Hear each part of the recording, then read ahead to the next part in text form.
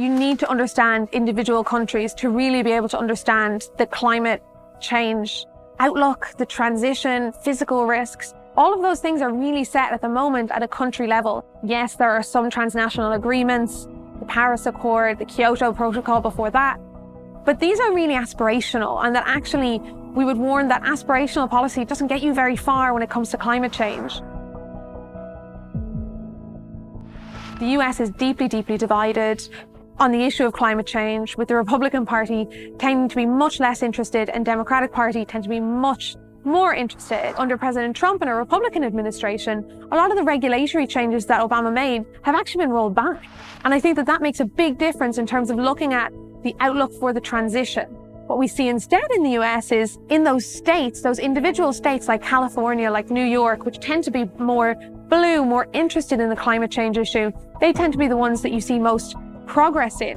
Meanwhile, the more traditionally red states, Republican states, tend to see a lot less. And so I think understanding that in the US context is crucial to understanding where is your firm located, how exposed is it to that region, does it rely on cross-state trade, and in that case, are you dealing with 2 blue states or 2 red states? China, I think, is a prime example of a country where there was huge progress. What you saw was a huge increase in interest in China in addressing climate change. They're seeing air quality issues today that has caused them to have to close major ports. It's affecting people's ability to go to work. It's affecting lifespans. When we think about moving forward in China, although there has been a lot of progress, the last couple of years have signaled a slight change, particularly in terms of increases in coal capacity being allowed in provinces where, they're less well off and the cost of importing renewables is quite high. And that's something we need to watch. Economic pressures might be countervailing that kind of commitment to climate change.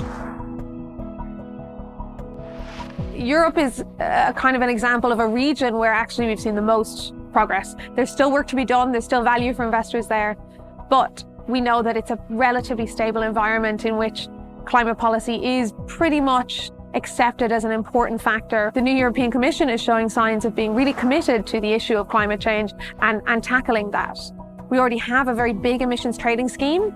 There are holes that need to be fixed, but with the new administration, we think that there's greater capability for them to do that and provides a very stable, transparent environment for investors interested in engaging in the transition. The reality is that climate change policy means implementing somewhat distortionary policies maybe today in order to counteract something that's going to happen in 10 years' time. And politically, that's really difficult for voters to accept. A lot more work needs to be done. And I think what that means globally is that there will be opportunities for investors to help countries along the way.